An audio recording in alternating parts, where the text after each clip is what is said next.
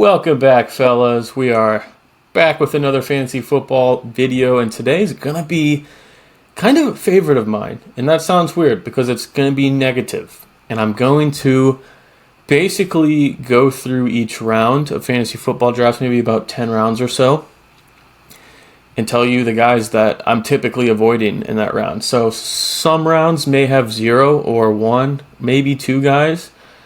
I have a feeling this third round is going to be a bunch of guys because I think the third round in fantasy football sucks this year.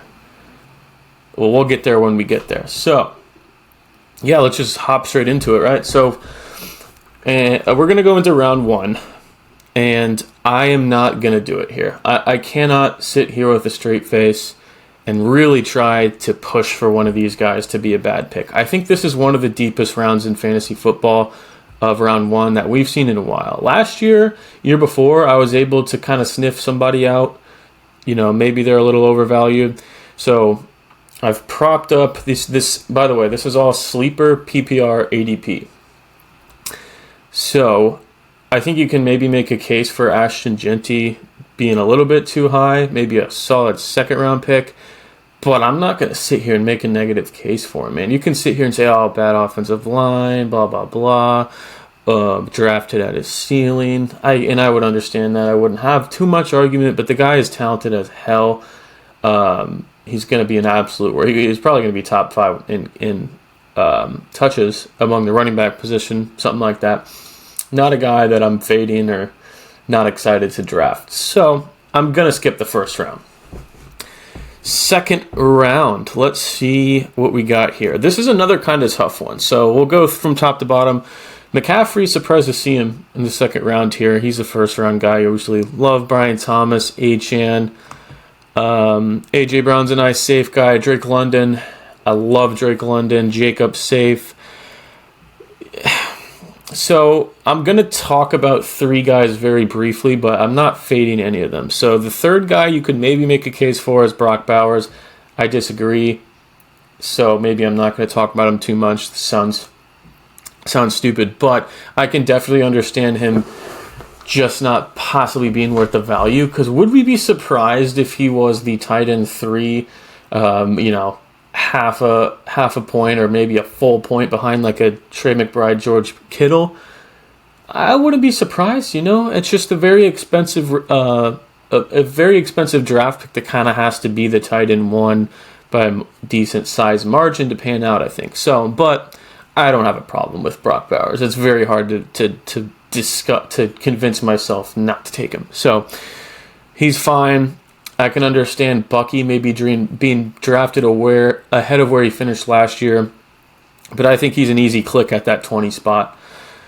The guy I will say, and this is my real answer for round 2, is Ladd McConkey. Now, the only reason I say this, he played in the preseason game. He's been a little bit nicked up. They added Keenan Allen, which I don't think is a huge problem for Ladd McConkey. He's the clear wide receiver 1. They lost Rashawn Slater. That could maybe even help Ladd McConkey if it makes their run game worse. Apparently they want to pass more. So I do not hate the click, but I do, when I'm breaking this up into tiers, right, my tier 2 of receivers ends at A.J. Brown at 10. And Ladd McConkey is my wide receiver 11, but there's a tier break. So if you catch my drift there, I hate to be the first guy to take it, someone at the top of a tier, if that makes sense. And, yeah, I don't know. I think Keenan Allen is going to sleepwalk to 800-plus yards. Shouldn't be too much of a problem for Ladd McConkey, but you're taking him. Can you really see him being a top 5 wide receiver? I don't think so. I think he should finish around ADP. So I don't hate it, but I don't typically find myself drafting much Ladd McConkey, I guess is what I'll say. Now, let's get into round 3. Holy crap. I'm counting 1, 2, 3, 4... 5 players that I don't like in round 3. I think round 3 is last year's round 2. So last year's round 2, there was Brandon Ayuk, Chris Olave, Marvin Harrison Jr. Who else? Was Pittman second round? Maybe not second. He might have been third. But that round was gross. And obviously some of them panned out. Some of these guys will as well. But I think When I get to round 3, I typically have a running back and a wide receiver. And my eyes quickly go to George Kittle, who's the beginning of round 4. I'd rather reach on George Kittle than take a lot of these guys. Or a Jalen Hurts, Jaden Daniels in here. Don't hate it. So, let's go. Trey McBride, he's my tight end 1. I love him. Tyreek Hill is one of the guys I'm not a big fan of. I talked about him in my last video of 6 guys I'm kind of avoiding. He kind of goes hand in hand with the Ladd McConkey thing, right? He's valued at wide receiver 12 here. I think there's a big tier break out after A.J. Brown. I kind of view all these receivers on the same tier. Tyreek Hill, no doubt, has a top 5 ceiling, right? I talked about him enough in my last video, so I won't ramble. I just think there's a ton of red flags. Tua gets hurt, he's screwed. Honestly, this entire offense is just a little bit injury prone. Achane, Tyreek Hill, Jalen Waddle, Tua. They all deal with a big chunk of injuries, so that could go south quick. He's in his 30s, and he regressed a ton last year, and I know Tua was injured, but even when Tua was on the field, it wasn't the same Tyreek Hill. Defenses know how to stop their deep ball now. That's all they got to do is play deep on those guys. That's why Jonnu Smith was so good. Jonnu Smith and Devon Achane dink and dunk all year last year because they were locking up Hill and Waddle. And aside from all that, all the off-the-field drama, he damn near wanted to be traded at some point in the offseason. Rocky relationship with Tua, Mike McDaniel, already dealing with an oblique injury. Just not really a risk I'm willing to take in round 3. Because that's an early risk to take. But maybe I'll sound stupid. Let's see. Kyron's fine. JSN is fine. Chase Brown, I love him. T. Higgins is fine. Jay Daniels is fine. Garrett Wilson and Breece Hall, hail nah, hail nah.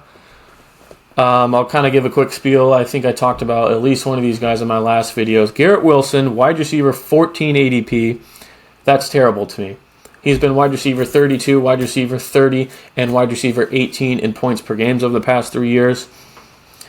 The big thing with him as well, there's no one else to throw to. Like, he's a borderline top 10 NFL receiver, which I do agree with, but that doesn't always translate to fantasy when you have Justin Fields at quarterback. And I like Fields. I think he's better than people give him credit for, and I think he's an elite fantasy quarterback.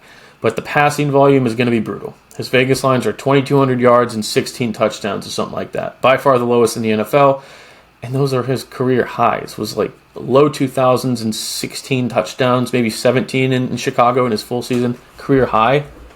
So that's a little alarming for a guy that people are saying, dark horse wide receiver 1, Garrett Wilson. How? When your team has the lowest passing volume in the NFL, the offense is projected to be bottom 5. It was bottom 8 last year.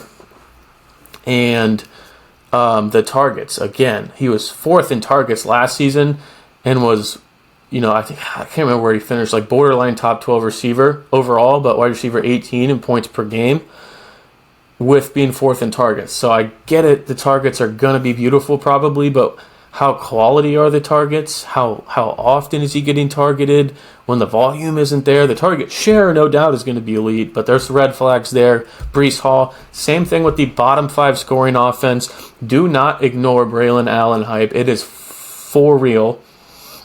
He has been better than Breece Hall, especially in short yardage situations. He's been splitting with him in preseason and training camp, getting a ton of hype. The Jets staff has they didn't draft him. They don't have anything invested in him in Breece Hall. There's no need for them to give him a workhorse role. Braylon Allen's going to mix in, and damn near Isaiah Davis, just a little bit, is what I've heard rumblings of. But aside from that, Fields, no doubt, should make Breece Hall more efficient. I'll give you that. But he's going to have less carries. He's going to have less touchdowns because Fields will be taking a lot of that, and so will Braylon Allen. I do not see the ceiling here, even if he's getting a ton of receptions, because we know Fields checks the ball down, which a lot of people don't realize. James Cook, I don't hate him at ADP. It's not a terrible ADP, but last year he was RB11 in points per game, now being drafted at RB14. When he tripled his touchdown numbers from the year before, he had, 4 to 6 touchdowns or something 2 seasons ago. And last year he had 18 total touchdowns. That is going to damn near be cut in half. His line is at 9.5, which I think is a pretty fair line double digits would be impressive for him to get to. History's telling us he ain't scoring that much. Josh Allen is still there. He's been holding out, just returned to practice with a contract extension, which is good news, but may get off to a slower start. And Ray Davis, like, his usage is not as good as people think it is. Ray Davis mixed in a lot. Ty Johnson mixed in a lot last year. I think those guys could mix in more this year. The touchdowns are coming down. His passing role is not this top-tier PPR monster role.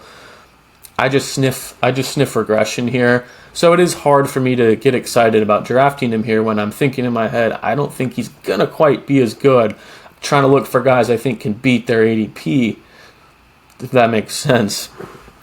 1, 2, 3, 4. I don't know if I counted correctly, but I don't like Marvin Harrison in this round either. This is going to be a longer round on this video, as you can tell, but this is the same thing with Tyreek, right? Both of those guys extremely risky. Both of them have the ceilings, and they both have like low floors. So I am okay missing out on a Marvin Harrison breakout at this point because last year we drafted him at wide receiver 12, and he finished at wide receiver 43. Now he has about a wide receiver 18 ADP. What has changed? Nothing. Like literally nothing. Same offensive coordinator that did not know how to use him last year. There's been nothing to come out about how differently they're going to use him. Trey McBride should still be the number one target here. 4th in receptions last year. Run-heavy team with James Conner, Kyler Murray, a running quarterback, and Trey Benson, who they want to get more involved. They were 7th in rushing last year. Same weapons, same everything. So, listen, he could do it. He could absolutely do it. But for me, in round 3, that's expensive, man. You are really, really drafting him for this ginormous breakout. Even if he just improves from last year, right? He had like 800 yards and 6 touchdowns. That was wide receiver 43. Maybe he just improves, right? And then he's wide receiver 28. That's how high he's being drafted high, man. Let's go to round 4 here. Love Kittle. Evans is fine. Burrow's fine. Terry's going to be a fade for me. I think I talked about him in my last video too. Bunch of red flags, right? He's requesting a trade. Contract negotiations. Has been rumored to be dealing with a little injury, which I think is more so, a contract negotiation tactic. But so, those are red flags enough to be the wide receiver 19, mid 4th round, high 4th round pick. For sleeper ADP, for a guy you're not sure when or if he's going to come back, if he's going to be on the same team. But aside from that, let's say he returns and he's back by week 1 on the Commanders with an extension, which time is coming down here. The clock is running. Let's say that happens. Guys that sit out. Brandon Ayuk did this last year, started off extremely slow. I mentioned this with James Cook, but the guys that sit out, especially at the receiver position, kind of typically get off to a slow start. Maybe there's more injury risk, again, with Brandon Ayuk towards ACL. That's a little scary to me, but the scariest thing overall is he overperformed the hell out of last season. 7 expected touchdowns. 7 was his career high touchdowns. The previous 5 years, he scored 13. It's very easy to say, obviously he'll be better in year 2 with Jaden Daniels, right? Like maybe he'll be more efficient, or maybe get some more receiving yards. But those touchdowns, especially after adding Deebo Samuel, those are not going to stay. So it's similar to James Cook, where this guy was wide receiver 16 in points per game last year. In a career year, scoring way more touchdowns over expected. Now he's wide receiver 19. It's like I'm expecting regression here, so it's tough to be excited about it. I love Kamara. I like Hampton. Adams is my guy if we hear some better news out of Stafford right now. He makes me a little more nervous. I love Walker. I'm going to skip over Rashee Rice just because I don't think this is going to be his real ADP. We just got news yesterday at the time I'm recording this, that maybe 2 days ago, that the NFL tried to get a 10-game suspension, and NFLPA, denied it. We want a lower suspension. Them wanting to start at 10, it sounds like it could probably range from 6 to 8 games at this point, which I was hoping for 3 to 4 games to help his fantasy value and all that. I'll stay away from him right now because we don't know the suspension, and I don't think this is not his real ADP, right? After hearing that news, he's going to drop. And then my last guy in this tier is going to be Chuba. I'm not big on Chuba. I know people don't like that. I don't think he's a terrible pick. He's not going to be lose you your league or anything like that. But it's hard to get excited because last year, obviously, they drafted Jonathan Brooks in the second round, and they want to make him the RB1. He gets hurt, and Chuba just takes over, right? Takes that role. Absolute league winner, top 10 running back. Hell yeah. Then they go and add Trevor Etienne, and they sign Rico Dowdle the preseason. Rico Dowdle was rotating like 50-50 with Chuba Hubbard. The offense is still not good. I think they want to involve Rico Dowdle more than people think. So I kind of smell regression here a little bit. Now, if he's at like RB22 or something like that, I'd be like, yeah, sure. But the fact of the matter, Alvin Kamara's in this round, Marianne Hampton's in this round, Kenneth Walker's in this round, James Conner goes after him. Like, there are guys here. Travion Henderson later, I prefer over Chuba Hubbard, which is the only reason I kind of find myself just not drafting him too often. Next around, a couple of guys here. Let's start with, let's see. Moore's fine, Sutton's good, Connor's fine, Smith's fine. I'm just breezing through them. Zay Flowers, a void for me. He is, these don't show the numbers at this point, but this is what? Probably like a wide receiver 23 or 4 ADP. It's a little high, man. He's been outside the top 30 in points per game both of the past 2 seasons, and the problem with that last year was, man, you can't ask for much of a better situation. You have your quarterback throwing for a career high over 4,000 yards, 41 touchdowns, another career high. Top 5 offense in scoring. Fact of the matter, this is not a guy that's going to score touchdowns. It's going to be 4 to 5 every year. He's just not the guy. There's Andrews. They want to run Henry. Lamar will run some in. Rashad Bateman and DeAndre Hopkins. Like, those are the red zone guys. Just not Zay Flowers' role, and that's okay. I think he's a fairly safe pick. Should be easily a top 30 receiver, right? But again, it's just hard to get excited about a guy that is coming out. Like, how much more can you ask for? Lamar throwing for career highs, top 5 offense. That's just the same exact returning offense with the addition of DeAndre Hopkins. You probably can't expect Lamar to replicate or beat those numbers. And I'm just not excited. Patrick Mahomes. Talked about him in my last video. Again, just happened to have posted 6 avoids. But Patrick Mahomes, just too high. Just too high. Best quarterback in the NFL, no doubt. Easy for me. As a fantasy quarterback, what are we doing? Well, this is a great year to wait on quarterback. Now, if you want to take Lamar, Hurts, Josh Allen, Jaden Daniels, absolutely go ahead and do it. But after those 4, you can make a case for Joe Burrow. But after those 5, what on earth are you reaching on a quarterback for? Mahomes was QB 11 last year, QB 10 the year before. Lowest pass rate of his career last season. I know there was a bunch of injuries on his offense. And again, there's definitely a world where he just says, screw it, I'm throwing 5,000 yards and 40 touchdowns like I did back in 2021. But we haven't seen that in 2 or 3 years now. He has not been returning ADP for multiple years. Had he been valued at about QB 10 to QB 11, there would be no reason for me to be fading him. But you're drafting him higher than he finished the past 2 years. Again, that could change, but without this elite rushing upside like the top 4 guys, unless he goes out and wins MVP, it feels, which again, in the cards for sure. But he's got to have crazy MVP numbers to return this ADP.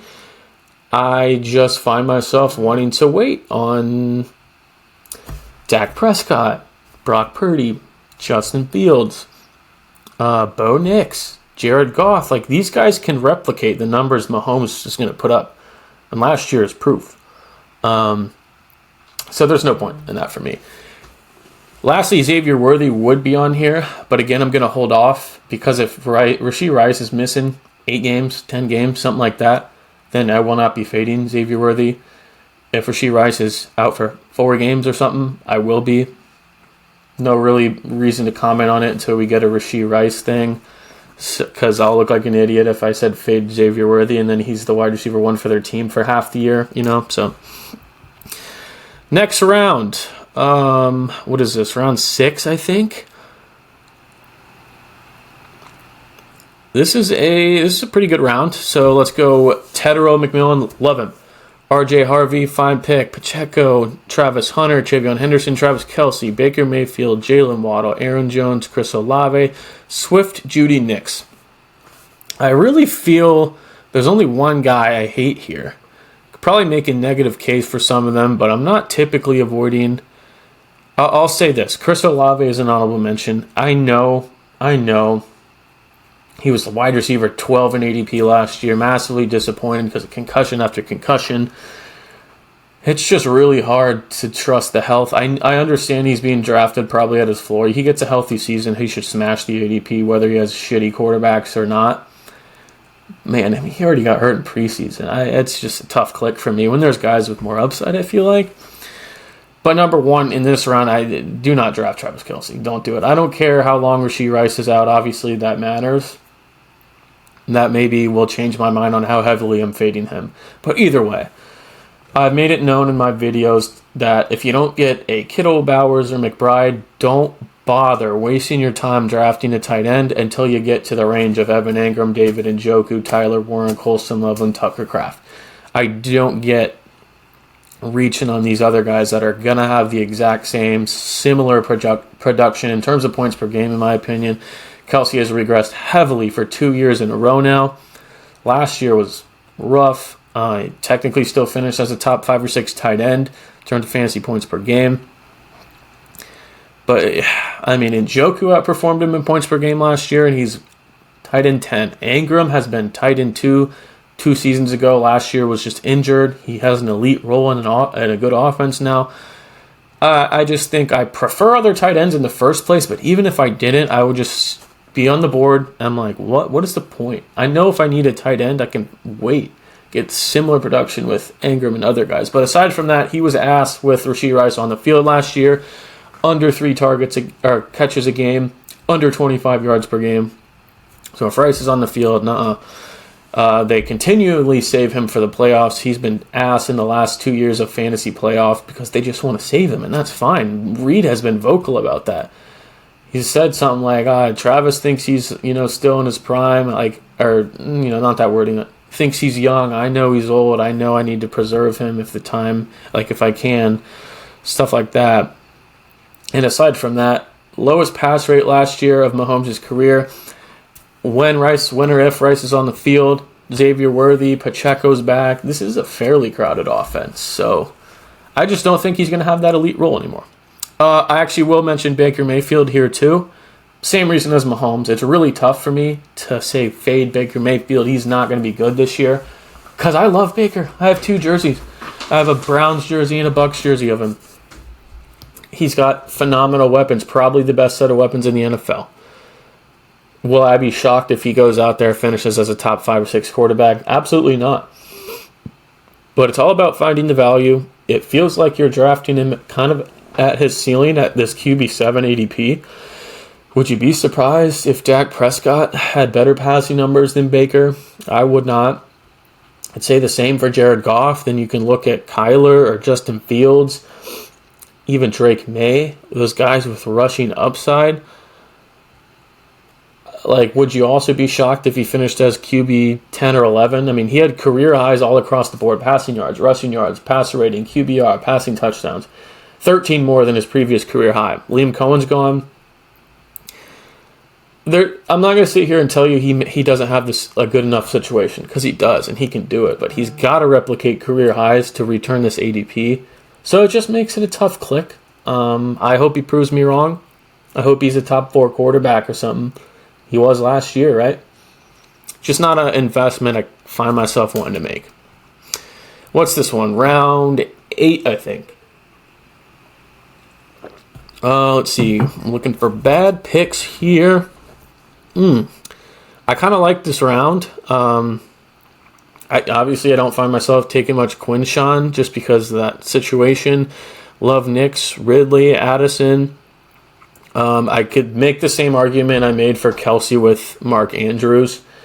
It's just a price thing, right? Like, I literally have him ranked where he is, tight end 7, I think. I think I have him at tight end 6, so, ahead of Travis Kelsey and TJ Hawkinson.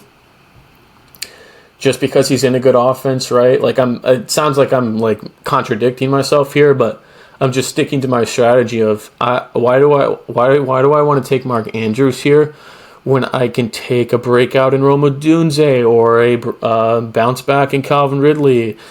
Evan Ingram's in this round too. I like Evan Ingram. So that sounds contradictory, but it's the same thing with the Zay Flowers thing, right? Like, this dude scored 11 touchdowns last year. That is a huge inflation. That's gonna come down.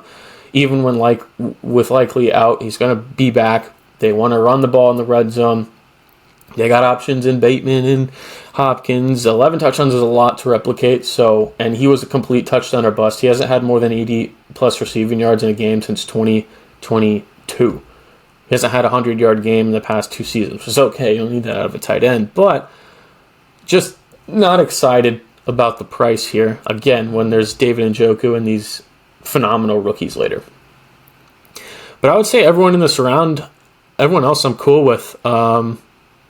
Could maybe argue that Caleb Johnson, just because he could get the Arthur Smith treatment, which we know that's annoying. He may not have the passing upside. Jaylen Warren may just be annoying for Caleb Johnson's value, but I mean, in this range of running backs, I don't mind it. So really just kind of Andrews in that range. Again, I'm not saying that's a terrible pick. It's just something I haven't been doing, and what I'm doing here is putting up the round and talking about who I haven't been drafting. Chris Godwin was in that round. I missed that. Yeah, Godwin is a fade. Starting off probably on PUP list. If not, he's not going to be ready for week 1. He's probably going to get off to a slow start off these injuries. He had 2 surgeries in the offseason. Late injury in the second half of the season last year, kind of mid-season. Egbuka is added target competition. No Liam Cohen. Crowded offense. Baker threw for career highs. I think there was guys with higher upside because the first half of the season I wouldn't be expecting too much from him. Next round. I think this is round 9. Cooper Kupp. Not a fan.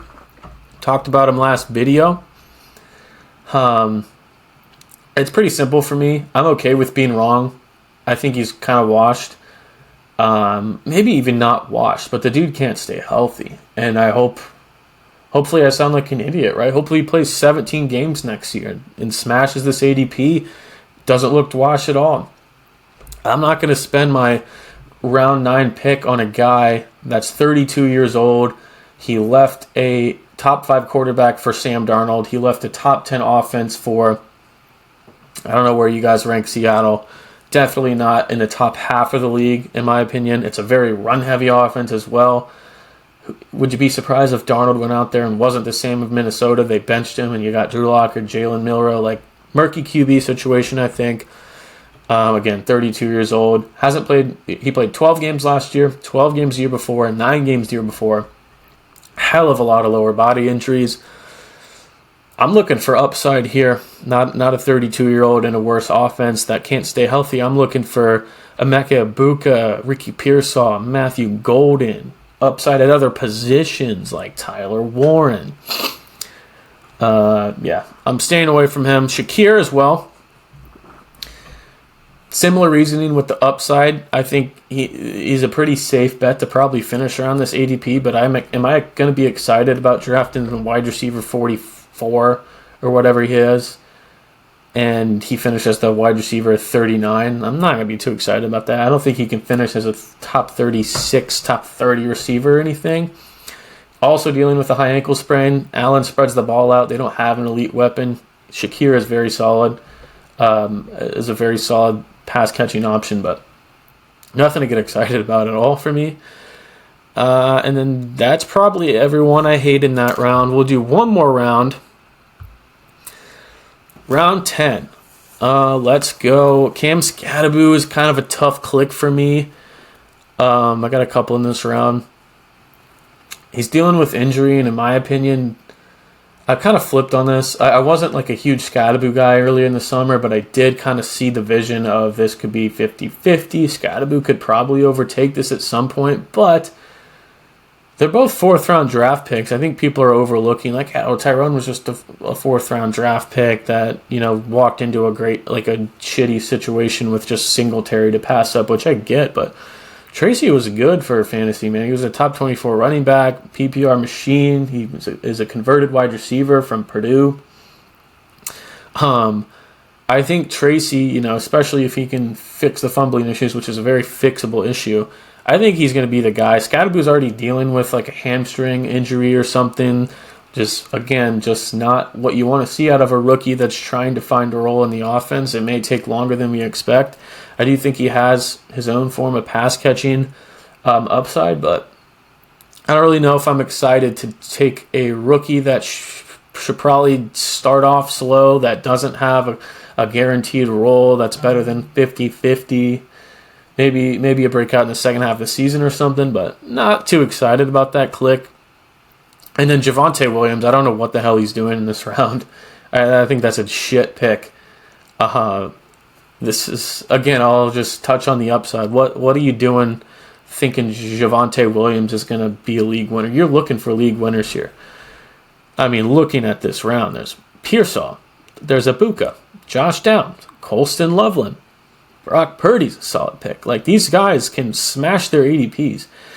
You think Javonte Williams, which, by the way, this is RB31 on Sleeper, just because he's walking into like a situation where they don't have a clear RB1, he sucks. I mean, I'm sorry. He just has not been very good the past 2 years. He had a situation in Denver last year where there was no good running back on that roster, and he did shit with it. And that offense was a playoff offense, even though their defense was better. It was not a bad offense. This Dallas offense is going to be very pass-heavy. There's rumblings of Jaden Blue getting some carries. Miles Sanders has gotten reps with the ones. I don't know about Jaden Blue. He's just a rookie. Who knows? Sanders and Javonte suck.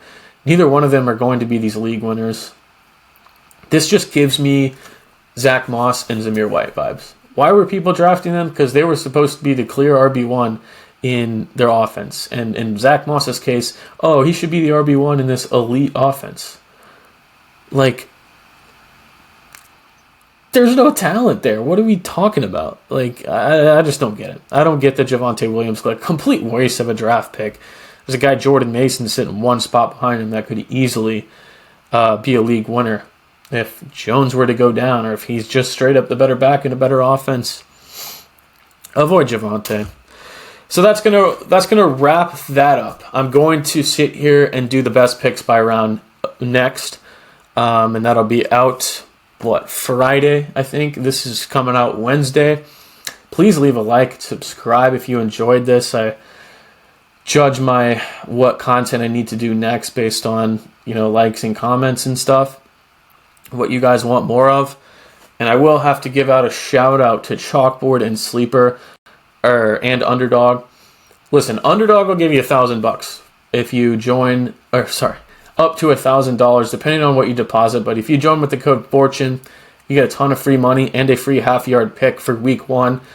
Chalkboard will do the same thing, half-yard pick. They will straight up, which I shouldn't be telling you this because I only get credited if you deposit money with the code FORTUNE, but you don't even have to, man. You can straight up just get free money. You do have to join with the code FORTUNE, and then you all of a sudden you'll have $20 in your account. So I don't know why you wouldn't want to do that. But yeah, that's going to wrap it up, and we will see you guys in the next one.